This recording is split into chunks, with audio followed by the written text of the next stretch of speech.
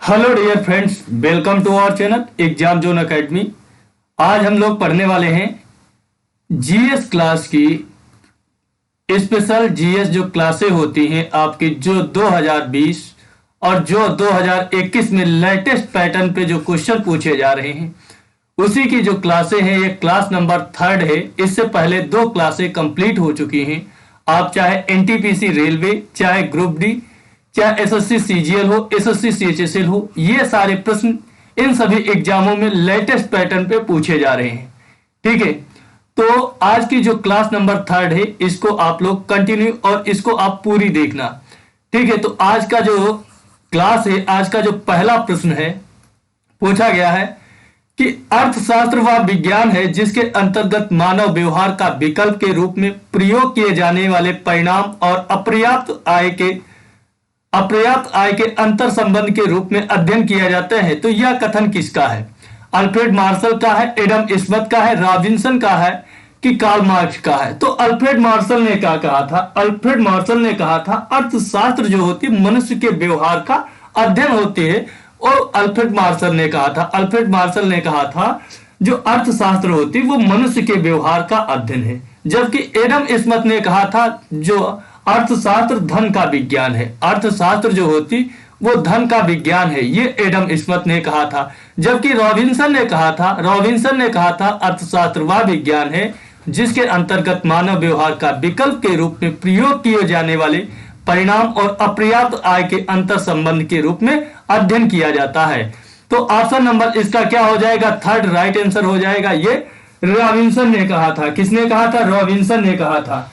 किसने कहा था? रॉबिन्सन ने कहा था। ठीक है, रॉबिन्सन ने कहा था। उसके बाद में अगला प्रश्न देखते हैं। अगला प्रश्न क्या है? एकीकृत ऊर्जा नीति के अनुसार बिजली की मांग जो है 8 लाख, कितनी? 8 लाख मेगावाट। 8 लाख मेगावाट कब तक होने की संभावना है? कब तक होने की संभावना है? 8 लाख मेगावाट होने की संभावना है 2021 से 31, 2041 से 42 की 2031 से 32 कि 2051 से 52। तो ये कब तक हो जाएगी? तो एकीकृत जो आपकी ऊर्जा नीति जो है इसके अनुसार 8 लाख मेगावाट जो बिजली है वो 2031 से 32 तक होने की संभावना है। कब? 2031 से 32 होने की संभावना है। तो ऑप्शन नंबर 3 क्या हो जाएगा? इसका राइट आंसर हो जाएगा। उसके बाद में अगला प्रश्न पूछा गया है, पनामा नहर जोड़ती है। पनामा नहर जो होती है वो आर्कटिक और हिंद महासागर को जोड़ती? बिल्कुल नहीं। हिंद महासागर जो ये आपका जोड़ती, ये कौन सी? सुएज नहर जोड़ती है। अटलांटिक महासागर और प्रशांत महासागर को जोड़ती है? बिल्कुल सही बात है, क्योंकि आपकी जो सुएज नहर, जो पनामा नहर होती, कौन सी? पनामा नहर होती। ऊपर का ये क्षेत्र कौन सा होता? उत्तरी अमेरिका होता। नीचे का जो होता ये आपका दक्षिणी अमेरिका होता। दक्षिणी अमेरिका, उत्तरी अमेरिका का जो ये मैक्सिको शहर होता है, मैक्सिको के बीच में इधर ये आपका प्रशांत महासागर होता है और इधर ये अटलांटिक महासागर होता है। कौन सा? अटलांटिक महासागर होता। इनको जोड़ने का जो काम होती ये आपकी पनामा नहर करती। कौन सी? पनामा नहर करती। तो ऑप्शन नंबर 2 क्या हो जाएगा? इसका राइट आंसर हो जाएगा। उसके बाद में अगला प्रश्न पूछा गया है, जम्मू कश्मीर के स्थानीय निवासियों को स्थायी आवास प्रदान करने का अधिकार किसके पास होता है? राज्य विधानमंडल के पास होता है कि राष्ट्रपति के पास होता है कि राज्य का मुख्यमंत्री के पास होता है कि संसद के पास होता है? तो ये जो अधिकार होता है ये राज्य विधानमंडल के पास होता है। किसके पास होता है? राज्य विधानमंडल के पास होता है। जम्मू कश्मीर जो अधिनियम पास हुआ था 5 अगस्त 2019 को राज्यसभा से पास हुआ था जिसमें 125 सदस्य, और 6 अगस्त 2019 को लोकसभा से पास हुआ था जिसमें 345 सीटें पड़ी थी, वोटें इसके पक्ष में पड़ी थी। जबकि 9 अगस्त 2019 को राष्ट्रपति की मंजूरी मिलती है। 9 अगस्त 2019 को राष्ट्रपति की मंजूरी मिलती है और ये विधायक बन जाता है। जबकि 31 अक्टूबर 2019 से जम्मू कश्मीर राज्य पुनर्गठन अधिनियम जो होता है, जम्मू कश्मीर को क्या बनाया जाता? जम्मू कश्मीर जो होता इसे 2 पार्टों में तोड़ दिया जाता, 2 यूनियन टेरिटरी बनती है। एक तो जम्मू कश्मीर बनता है, दूसरा आपका लद्दाख बनता है। क्या बनता? लद्दाख बनता। लद्दाख में 2 जिले होते, लेह और कारगिल होता। कौन होता? लेह और लद्दाख 2 जिले होते लद्दाख में। ठीक है, उसके बाद में अगला प्रश्न पूछा गया है, यूरोप के किस देश में बंदरगाह नहीं होता? फ्रांस में नहीं होता, स्विट्जरलैंड में नहीं होता, इटली में नहीं होता, स्पेन में नहीं होता। तो फ्रांस में किस में नहीं होता है?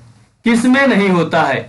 फ्रांस की राजधानी क्या पेरिस होती? स्विट्जरलैंड की एम्स्टर्डम होती है। इटली की क्या होती? इटली की जो राजधानी होती वो कौन सी होती है? इटली की राजधानी क्या होती? रोम होती। जबकि स्पेन की राजधानी क्या होती? मैड्रिड होती। क्या होती? मैड्रिड होती है।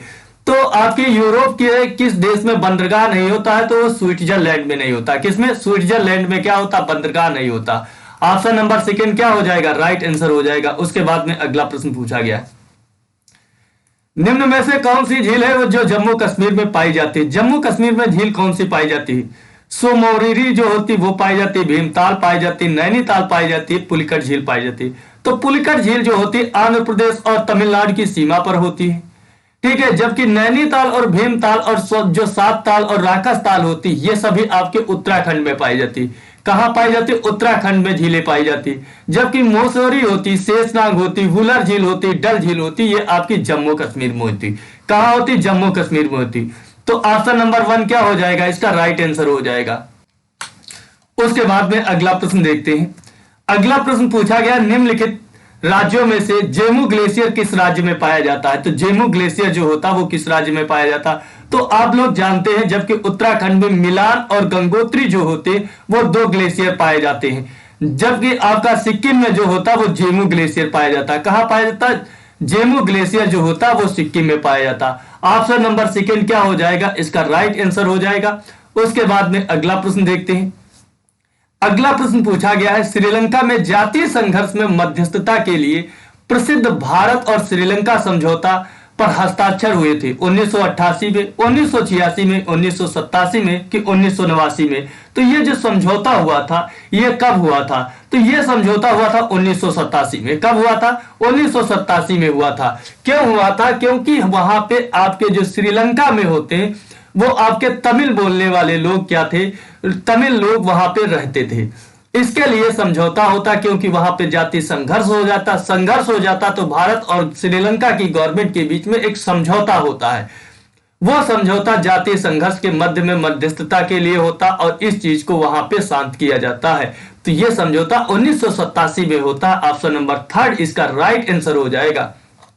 उसके बाद में अगला प्रश्न पूछा गया है, पानीपत की तीसरी लड़ाई कब लड़ी गई थी? पानीपत की जो तीसरी लड़ाई थी वो कब लड़ी गई थी? तो पानीपत की जो तीसरी लड़ाई होती है वो कब लड़ी गई थी? तो आप लोग जानते हैं 1761 में क्या होती? पानीपत की तीसरी लड़ाई लड़ी जाती है। और उस समय जो पानीपत की तीसरी लड़ाई लड़ी जाती है उस समय अहमद शाह अब्दाली जो होता है वो अहमद शाह अब्दाली ने क्या किया था? अहमद शाह अब्दाली ने आक्रमण किया था, ठीक है। तो इसका कौन सा हो जाएगा? ऑप्शन नंबर 4 इसका क्या हो जाएगा? राइट आंसर हो जाएगा। ऑप्शन नंबर 4 राइट आंसर हो जाएगा। जबकि 1739 में नादिर शाह का भारत पर आक्रमण होता है और 1761 में पानीपत की तीसरी लड़ाई होती है 20 फरवरी 1761 को होती है, जिसमें नादिर शाह, इसमें क्या होता है? इसमें आपके मराठा होते, आपके सुजाउद्दौला होते, अवध के नवाब सुजाउद्दौला होते, ये सभी लोग मिलकर के क्या होते हैं? नादिर शाह से आक्रमण करते हैं। लेकिन क्या होता? नादिर शाह अहमद शाह अब्दाली के सामने ये टिक नहीं पाते और ये हार जाते हैं। क्या हो जाते? हार जाते हैं। इससे क्या होता है कि हमारी अंग्रेज सत्ता भी छीन हो जाती है और मराठों की भी तबाही हो जाती। मराठे भी हमारे देश में क्या हो जाते? उनकी स्थिति वैसे बहुत अच्छी थी, जबकि अहमद शाह अब्दाली के आक्रमण के बाद में उनकी स्थिति खराब हो जाती है और उन्हें क्या हो जाता है, ठीक है। तो ऑप्शन नंबर 4 इसका राइट आंसर हो जाएगा। उसके बाद में अगला प्रश्न पूछा गया है। अगला जो प्रश्न पूछा गया है, संसद के दोनों सदनों की संयुक्त बैठक का जो प्रावधान है, यह प्रावधान किस देश के संविधान से लिया गया है? तो संयुक्त बैठक जो है आर्टिकल नंबर 108 में कहा गया है, संयुक्त बैठक जो होता है संसद के दोनों सदनों की संयुक्त बैठक का जो अधिवेशन जो संविधान के किस अनुच्छेद में उल्लेख किया गया है? ये अनुच्छेद 108 में उल्लेख किया गया है। इसको बुलाता कौन है? अगर संसद की संयुक्त बैठक की बुलाने की आवश्यकता क्यों पड़ती है? तो आवश्यकता इसलिए पड़ती है कि अगर हमारे देश में कोई भी कोई कानून लाया जाता है या बिल लाया जाता है तो उसमें असहमति होती है और वो बिल पास कराना बहुत अनिवार्य होता है। तो क्या करता है, तो राष्ट्रपति क्या करता है, संसद की संयुक्त बैठक बुलवा लेता है। संयुक्त बैठक में क्या होता है, साधारण बहुमत से बिल पास हो जाता तो उसे पास माना जाता है। ठीक है, और इसकी अध्यक्षता कौन करता है, लोकसभा का अध्यक्ष इसकी अध्यक्षता करता है, जबकि इसे बुलाता कौन है, राष्ट्रपति बुलाता है। तो ये किस देश के संविधान से लिया गया है, तो ये ऑस्ट्रेलिया के संविधान से लिया गया है। कहां के, ऑस्ट्रेलिया के संविधान से। जबकि आयरलैंड के संविधान से राज्य के नीति निर्देशक तत्व जो है भारत के संविधान के भाग 4 में अनुच्छेद 36 से 51 में आयरलैंड के संविधानों को अंतर्निहित किया गया है। ठीक है, जबकि ऑस्ट्रेलिया के संविधान से आपकी समवर्ती सूची जो है ये ऑस्ट्रेलिया के संविधान से लिया गया है। ठीक है, जबकि गणतंत्रात्मक शासन जो है वो फ्रांस के संविधान से लिया गया है। कहां से, फ्रांस के संविधान से लिया गया है। जबकि सोवियत संविधान आप रूस के संविधान से जानते हैं कि हमारे यहाँ फंडामेंटल जो राइट्स हैं, मौलिक कर्तव्य जो हैं, फंडामेंटल ड्यूटीज जो हैं, वो आपके रूस के संविधान से लिया गया। 42वां संविधान संशोधन 1976 के द्वारा सरदार स्वर्ण सिंह समिति की सिफारिश पे प्रारंभ में 10 थे, अब तो 11 हो गए हैं। ठीक है, तो ऑप्शन नंबर इसका क्या हो जाएगा, ऑप्शन नंबर इसका थर्ड जो हो जाएगा वो राइट आंसर हो जाएगा। ऑप्शन नंबर थर्ड इसका राइट आंसर हो जाएगा। उसके बाद में अगला प्रश्न देखते हैं। अगला प्रश्न है, इनमें से कौन सा एशियाई मूल का खेल नहीं है। एशियाई मूल का खेल कौन सा नहीं होता, खो खो होता, रग्बी होता, कबड्डी होता, लूडो होता। तो एशियाई मूल का कौन सा खेल नहीं है, तो एशियाई मूल का जो खेल नहीं होता वो रग्बी जो होता वो एशियाई मूल का खेल नहीं होता। जबकि खो खो, कबड्डी, लूडो ये एशियाई मूल के खेल हैं। ऑप्शन नंबर इसका सेकंड जो हो जाएगा वो राइट आंसर हो जाएगा। उसके बाद में अगला प्रश्न पूछा गया है, निम्नलिखित में से कौन सा उत्पादन का एक प्रमुख कारक नहीं होता, परिश्रम, परिवहन, भूमि, पूंजी। तो कौन सा उत्पादन का जो प्रमुख कारक नहीं होता, वो आपका परिवहन जो होता है वो उत्पादन का जो होता है उत्पादन का प्रमुख कारण नहीं। जबकि परिश्रम होती, पूंजी होती और भूमि जो होती, ये सभी उत्पादन के प्रमुख कारक होते हैं। तो ऑप्शन नंबर इसका सेकंड जो हो जाएगा वो राइट आंसर हो जाएगा। उसके बाद में अगला प्रश्न देखते हैं। अगला प्रश्न पूछा गया है, निम्नलिखित वेदों में से किसे ब्रह्म वेद के नाम से जाना जाता है, यजुर्वेद को, अथर्ववेद को, ऋग्वेद को, सामवेद को। तो किसे ब्रह्म वेद के नाम से जाना जाता है। तो अब ब्रह्म वेद के नाम से जो जादू टोना और ये अथर्ववेद से संबंधित है, तो इसमें बात की गई है, किसमें, अथर्ववेद में। अथर्ववेद में जादू टोना इन सभी की बात की गई, इसे ब्रह्म वेद के नाम से जाना जाता है। जबकि यजुर्वेद में यज्ञ कर्म कांडों से संबंधित है। जबकि सामवेद में क्या होता है, यज्ञ, सामवेद में क्या होता है कि ठीक है, सामवेद में क्या होता, पूजा पाठ होता। जबकि आप जानते हैं ऋग्वेद में क्या होता, ऋग्वेद में 1028 सूक्त होते हैं। कितने, 1028 सूक्त होते हैं, 18 मंडल होते हैं, 18 मंडल होते हैं। ठीक है, तो ऑप्शन नंबर इसका क्या हो जाएगा, सेकंड राइट आंसर हो जाएगा। उसके बाद में अगला प्रश्न पूछा गया है, फिज किस खेल का शासी निकाय होता है। फिज जो होता है वो किस खेल का शासी निकाय होता है। गैम्बलिंग का होता है, गोलबॉल का होता है, जिम्नास्टिक का होता है, गोल्फ का होता है। तो यह किस खेल का होता है, तो यह जिम्नास्टिक का होता है। किसका होता है शासी निकाय, जिम्नास्टिक का होता है। ऑप्शन नंबर थर्ड क्या हो जाएगा, इसका राइट आंसर हो जाएगा। उसके बाद में अगला प्रश्न देखते हैं, निम्नलिखित में से कौन सा लोहा और इस्पात का कारखाना कर्नाटक में स्थित है। भिलाई है, भद्रावती है, बोकारो है, राउरकेला है। बोकारो है, राउरकेला है।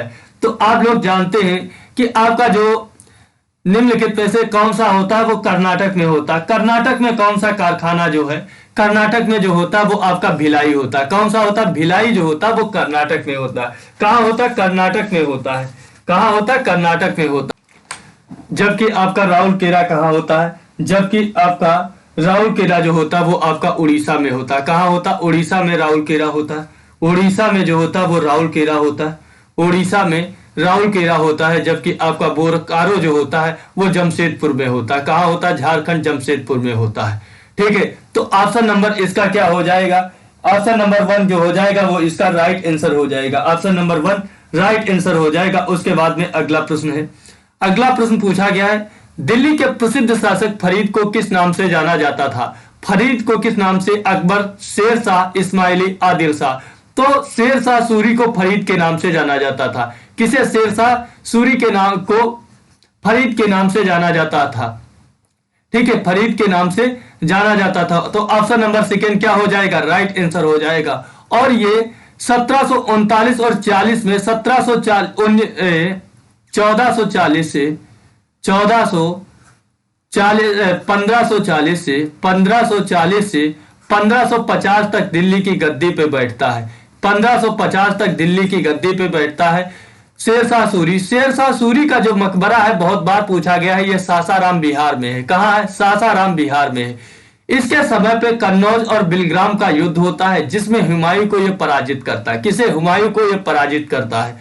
ठीक है, उसके बाद में वो क्या चला जाता है, वो आपका जो होता है वो आपका चला जाता है, वो आपका समरकंद चला जाता है। क्या चला जाता है? समरकंद भागकर चला जाता है हुमायूं, और उसके बाद ये दिल्ली की गद्दी पे बैठता है। इसी ने ही ग्रांड ट्रंक रोड का निर्माण किया था। तो option number second right answer हो जाएगा। उसके बाद में अगला प्रश्न है।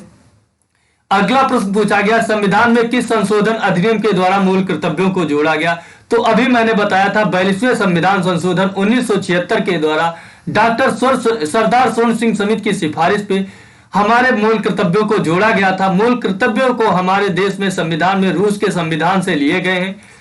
प्रारंभ में 10 थे लेकिन अब कितने हैं? अब 11 हो गए हैं। ठीक है, प्रारंभ में 10 थे, अब 11 हो गए हैं। 44वें संविधान संशोधन 1978 के द्वारा संपत्ति का जो अधिकार होता है उसे एक कानूनी अधिकार, एक विधिक अधिकार बना दिया गया था आर्टिकल 301 के तहत।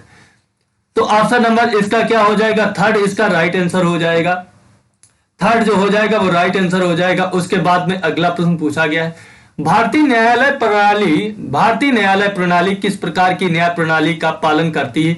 एकीकृत, एकाधिकार, इनमें से कोई नहीं, दोहरी। तो किस प्रकार की न्यायपालिका है जो भारत की न्याय प्रणाली? वो एकीकृत है। कैसी है? एकीकृत न्याय प्रणाली है। ऑप्शन नंबर 1 राइट आंसर हो जाएगा। उसके बाद में अगला प्रश्न पूछा गया है, गैर निष्पादित संपत्ति एक लोन या एडवांस है जो कितनी अवधि के लिए मूल बाजार भुगतान पर ओवर ड्यू रहता है? 30 दिन तक, 120 दिन तक, 60 दिन तक कि 90 दिन तक? कितने दिन ओवर ड्यू रहता है? तो ओवर ड्यू जो रहता है ये 90 दिन तक रहता है। कितने दिन रहता है? 90 दिन तक रहता है। ऑप्शन नंबर 4 इसका राइट आंसर हो जाएगा। उसके बाद में अगला प्रश्न पूछा गया है। अगला प्रश्न जो पूछा गया, निम्नलिखित में से दुनिया की सबसे बड़ी ताजे पानी की झील कौन सी? सुपीरियर झील होती, ह्यूरॉन झील होती, इरी झील होती, टिटिकाका झील होती। तो दुनिया की जो सबसे बड़ी जो ताजे पानी की झील होती ये सुपीरियर झील होती। कौन सी होती? सुपीरियर झील होती। कौन सी होती? सुपीरियर झील होती है जो सबसे ताजे पानी की। ये आपकी सुपीरियर झील जो होती ये आपके कनाडा और अमेरिका में पड़ती, जबकि ह्यूरॉन जो होती ये भी कनाडा और उसमें पड़ती, जबकि इरी झील जो होती ये डायरेक्ट यूएसए में पड़ती। टिटिकाका झील जो होती ये सबसे ऊंचाई पे स्थित जो झील है वो टिटिकाका झील है। तो ऑप्शन नंबर 1 क्या हो जाएगा? राइट आंसर हो जाएगा। उसके बाद में अगला प्रश्न पूछा गया है, अंटार्कटिका में निम्नलिखित में से कौन भारतीय शोध केंद्र है? हिमाद्री है, हिमांशु है, दक्षिण गंगोत्री है, यमुनोत्री है। तो अंटार्कटिका में जो आपका भारतीय शोध केंद्र है उसका नाम है दक्षिण गंगोत्री। कौन सा है? दक्षिण गंगोत्री है। तो ऑप्शन नंबर क्या हो जाएगा? ऑप्शन नंबर 3 इसका राइट आंसर हो जाएगा। उसके बाद में अगला प्रश्न पूछा गया है, फुटबॉल टीम में कितने खिलाड़ी होते? 10 होते, 11 होते, 8 होते, 12 होते। तो फुटबॉल टीम में जो खिलाड़ी होते हैं वो आपके कितने होते? 11 होते। कितने होते? 11 होते हैं। ठीक है, 11 आपके क्रिकेट में भी कितने होते? 11 होते हैं।